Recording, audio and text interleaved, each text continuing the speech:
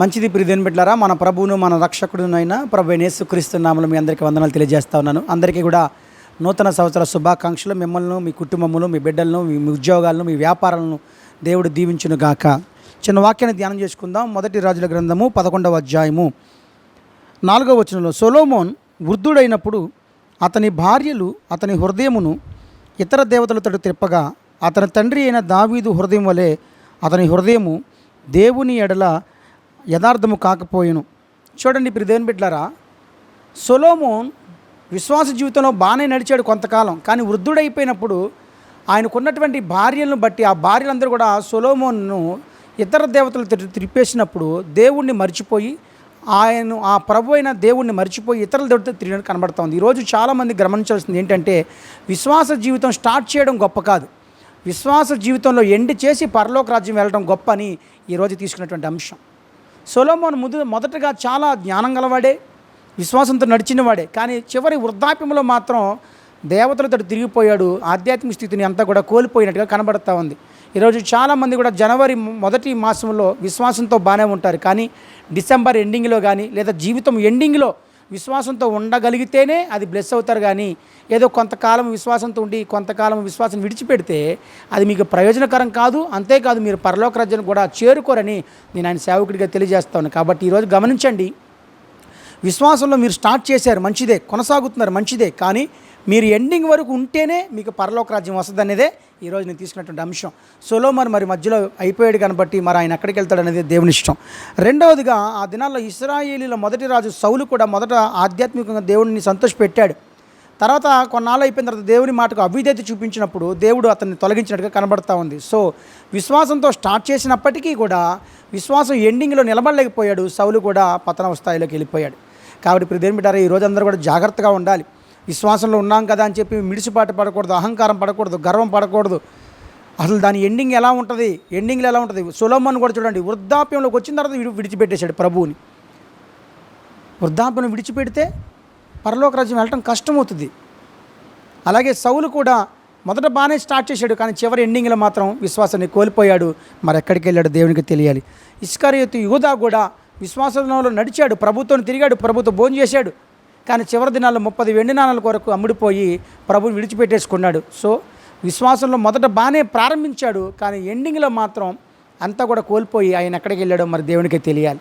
ఈరోజు దేవుని బిడ్డారా, మీరు విశ్వాసంలో ఉన్నారు మంచిదే, మీ చివరి మట్టుకు కూడా కొనసాగాలి. భయభక్తులు కలిగి ఉండాలి, అన్యాయాన్ని అసహించుకోవాలి, చెడుతనానికి దూరంగా ఉండాలి, దేవుణ్ణి సంతోషపెట్టగలగాలి.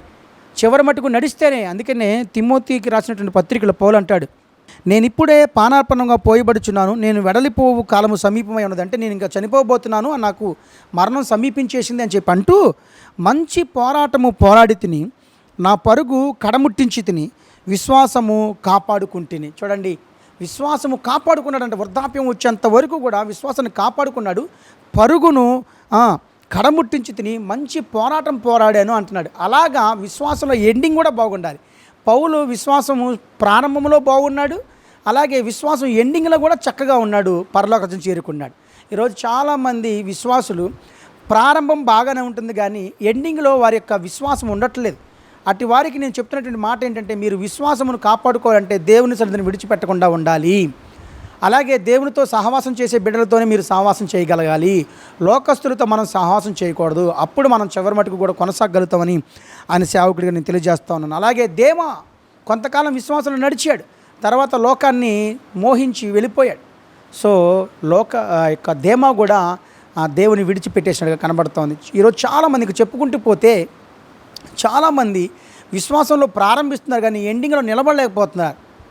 దేవుని బిడ్డలారా, మీరు నేను అలా ఉండకూడదు. నేను ఇక్కడ వాక్యం ప్రకటిస్తున్నాను, నేను కూడా చివరి మట్టుకు కూడా నడవాలి, అంతము మట్టుకు కూడా నేను కరముట్టించాలి, విశ్వాసం కాపాడుకోవాలి. అప్పుడే నిత్య జీవ కిరీటం మనకు అనుగ్రహించబడుతుందని కూడా నేను ఆయన సేవకుడిగా తెలియజేస్తాను. చాలామంది విశ్వాసంలో పడిపోతున్నారు. దేవుని బిడ్డలారా, ఈ నూతన సంవత్సరంలో మీరెవ్వరూ కూడా పడిపోకుండా విశ్వాసమును కాపాడుకుంటూ అంతము మట్టుకు కూడా మీరు చేపట్టగలిగితే తద్వారా దేవుడు మిమ్మల్ని దీవిస్తాడని, బ్లెస్ చేస్తాడని కూడా నేను ఆయన సేవకుడిగా తెలియజేస్తాను. కాబట్టి మీరు అందరూ కూడా గమనించి ఈ యొక్క విశ్వాస జీవితాన్ని ముందుకు కొనసాగి మంచి పోరాడాలని కూడా నేను ఆయన సేవకుడిగా తెలియజేస్తాను. కాబట్టి పౌలు వలె మనం అందరం కూడా విశ్వాసాన్ని కాపాడుకొని చివరి మట్టుకు నడవాలి. చాలామంది విశ్వాసాన్ని విడిచిపెట్టేశారు, వాళ్ళందరి పేర్లు కూడా నేను చెప్పడానికి అవ్వదు కనుక సొలొమోను అలాగే సౌలు, దేమ, ఇస్కరియోతు యూదా, అలాగే కయ్యూను కూడా కొంతకాలము దేవుని యందు భయభక్తులు కలిగివాడు ఒక మాటలో చెప్పాలంటే. ఎందుకంటే అర్పణలు తీసుకొచ్చాడు కదా, మొట్టమొదట అర్పణ తీసుకొచ్చింది కయ్యూనే, హేబేలు కాదు. అంటే దేవుని యందు భయభక్తులు గలవాడే. కానీ తర్వాత విశ్వాసాన్ని కోల్పోయాడు.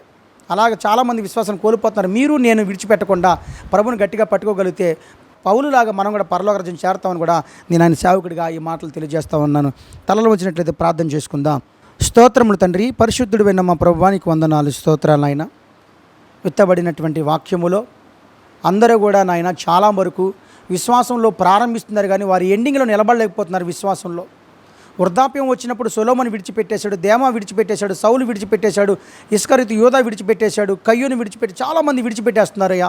ఈరోజు విశ్వాసంలో ప్రారంభించడం గొప్ప కాదు, విశ్వాసంలో ఎండ్ చేయడం గొప్ప అని, పరలోక రాజ్యం చేరుకోవడం గొప్ప అని, పౌలు వలె మేము కూడా పరలోక రాజ్యం చేరుకోవాలని మమ్మల్ని అందరం కూడా బ్లెస్ చేసి మేమందరం కూడా పరలోక రాజ్యం వచ్చేలాగా కృప చూపించమని, మా బిడ్డలందరం కూడా ఆర్థికంగా, ఆరోగ్యంగా, ఆత్మీయంగా కావలసిన ఆహారము, వస్త్రములు, సంతోషము, సమృద్ధిని దయచేయమని వీరందరినీ కూడా మీ చేతులకు అప్పగించుకుంటూ మహిమ, ఘనత, ప్రభావం మీరే పొందమని మా ప్రభువును, మా రక్షకుడును నైనా యేసుక్రీస్తు నామమున ప్రార్థించి వేడుకుంటున్నాము తండ్రి, ఆమేన్. ప్రియ దేవుని బిడ్డలారా, ఈ వాక్యం మీకు దీవెనకరంగా ఉండేటది కనుక షేర్ చేయండి, సబ్స్క్రైబ్ చేయండి.